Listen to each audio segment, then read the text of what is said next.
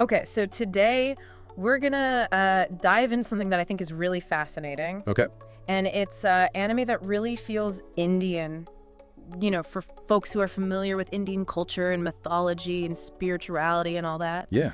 You know, you sent over a list called Top 5 Anime That Feel Indian. Right. And it seems to be curated by a fan. Yeah. So we're going to kind of take a look at this and see what they picked and get into why these specific shows seem to resonate in that way. Yeah, it's about that feeling. Yeah. You know, it's not just, superficial similarities. Yeah. It's something deeper than that. Exactly. And I think that's where those aha moments come in, you know? Yeah. So let's just jump right into it. Okay. Number 5 on the list, Arjuna, the Earth's Guardian. Yeah. Pretty strong indicator right there in the title.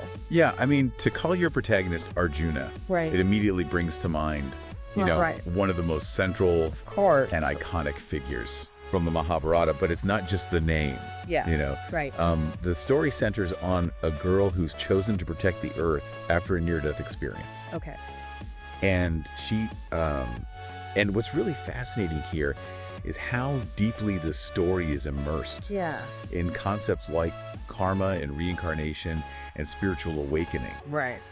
Yeah. And these aren't just plot devices. Yeah. You know, Right. they're like reflecting a core Indian worldview Yeah. where, your actions have consequences, not just in this life, but across lifetime. I see. And that the ultimate goal is some kind of spiritual realization. Yeah. It's not just a casual reference like, Exactly. oh, this is like, it's woven into it. Woven into the fabric Yeah. of the story. And the person who made this list even calls it a hidden gem Yeah, and says that it's got like earthy Desi energy. that's cool. Yeah, it is pretty cool. I like that. So you really get a sense that, they're really engaging with these ideas on a fundamental level. Absolutely. Yeah. And it's powerful because, I think Yeah. people who are familiar with Indian philosophy Right. will immediately recognize this cyclical view of existence, where, cause and effect karma Yeah. shapes not just this life, but, future lives. Right. And reincarnation offers like a vast canvas Yeah.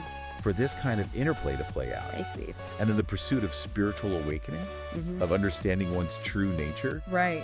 that's a recurring motif, Right. in all of Yeah. Indian thought. Yeah. And to see an anime kind of centralize these concepts, Yeah. I think would naturally resonate with Yeah. viewers who are already familiar with this framework. Absolutely. It's like seeing familiar philosophical ideas, but, Exactly. in a new, Yeah, a new expression. in an interesting way. Yeah.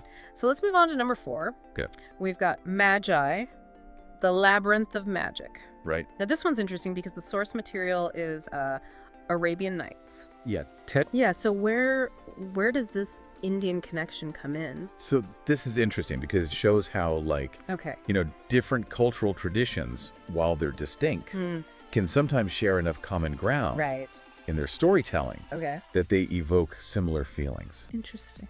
So the article here is highlighting, Yeah. the vibrant, colorful outfits, Okay. the grandeur of the royal palaces, Mm-hmm. and the spiritual themes, of fate and magic Right. as kind of key elements that give off those Indian vibes. Okay. It's that sense of an opulent, mystical world. Yes. Yeah. Naruto Shippuden. Naruto, how, Interesting. how is this? Yeah. But then when you read the explanation, it's actually quite compelling. It is surprising at first glance, Yeah. but when you delve a little deeper, Yeah. the connections become clear. Okay. And the core argument here centers on the concept of chakra.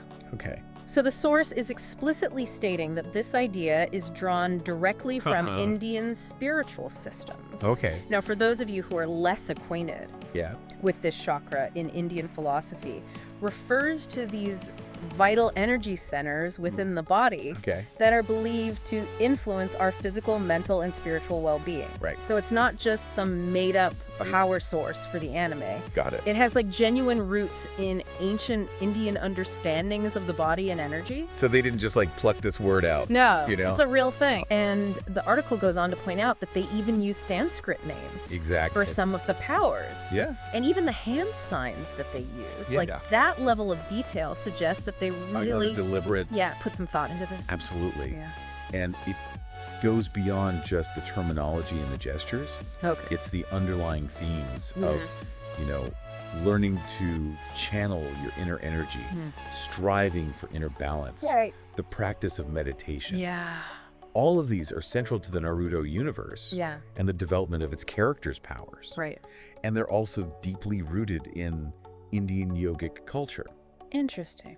The article even draws a direct parallel, Okay. describing Naruto in sage mode as embodying this kind of Desi yogic focus. Wow. Okay. So it's not just about the powers themselves. Yeah. It's about the philosophical underpinnings Right. of your abilities Okay. and how the characters' paths to mastery kind of mirror certain aspects of Indian spiritual disciplines. It's so interesting how Yeah. these elements, even in a narrative that is so seemingly Japanese, Right. can create that sense of familiarity Absolutely. for Indian viewers. It really speaks to like Yeah. a really interesting level of cross-cultural influence happening Yeah. at a foundational level of the storytelling. Yeah, and it really highlights how like certain fundamental human aspirations, Yeah. like the quest for self-improvement, the pursuit of harmony, Within oneself. Yeah. understanding our inner potential. Yeah. It can be expressed in such diverse cultural contexts. Yeah. And it leads to these like Yeah. unexpected but powerful points of resonance Right. where viewers from one culture can see echoes of their own traditions Right. in the Yeah. stories of another. So too, okay, let's move on to number 2. Okay. This is Record of Ragnarok. Record of Ragnarok. And this one's seems like a more direct connection It does. through the portrayal of a very specific deity. Yes. The focus here is squarely on Lord Shiva. Okay. And the article emphasizes that Yeah. he's not, just relegated to a minor role. Okay. He's depicted with incredible power Right.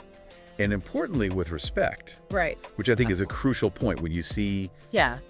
mythological figures from your own culture Right. represented in global media. Mm. There's always a hope Yeah. that they'll be treated with the reverence that they deserve. Yeah, for sure. And here, the fan's perspective is Right. Shiva is portrayed as See. this powerful and awe-inspiring deity that they know. And it mentions his battle with Raiden Yes. as being like one of the highlights. Top-tier anime fight. Yeah. Really showcasing Indian mythology on Yeah. a significant stage. And the fact that Shiva is portrayed as a warrior god Yeah. and not just like a fleeting cameo Right. seems to be a major factor in why the show resonates. I think so. Yeah. It evokes this real sense of pride. Right. For Indian fans, seeing a central figure from their rich mythological heritage Right. presented with such prominence and strength. On a global stage. Yeah, on a globally popular anime. Yeah. I mean, that can be I bet a it. deeply validating experience. Yeah. It's about feeling seen Yeah. and having your cultural icons recognized and celebrated Right. on a worldwide platform. Powerful. Speaks to the power of representation Yeah. and how impactful it can be when done thoughtfully. All right, finally we're at number 1, Okay, number 1. which feels the most Indian because, well, it is Yeah, Ramayana, the legend of Prince Rama. the Ramayana. This sounds like a pretty direct cultural exchange. It is about as direct as you can get. Okay. This anime is a collaborative effort between Japanese and Indian animators. Okay. It's a full and faithful animated retelling Really? of the epic Ramayana. Wow. Covers, the entirety of Rama's journey Okay. from his exile to his eventual battle with Ravana and his return. So it's not just borrowing themes or drawing inspiration. No, this is a straight-up adaptation Yeah. of one of India's most foundational epics And they brought it to life through animation. through the magic of animation. Yeah. Yeah. And the article describes it as, Pure Desi power. pure Desi power in anime form. Yeah. And it praises it for being respectful to the source material, Okay. emotionally resonant, and beautifully animated. Especially considering it was made in the 90s. Yeah, back in the 90s. Yeah. I mean, it really represents like Yeah. a very unique instance Yeah. of genuine cross-cultural artistic collaboration. Yeah. The fact that it involved both Japanese and Indian creative teams, Right. suggests a deep commitment to honoring Yeah. and accurately representing the Ramayana for audiences both familiar with the epic Right. and those encountering it for the first time. Right, and the fact that people still talk about it, to this day says a lot It speaks volumes. about how they were able to really capture, Exactly. the essence of it. The essence and the spirit of the story. So as we look back at these 5, Okay. what are the key overarching reasons why they resonate so much Okay. with Indian culture and spirituality?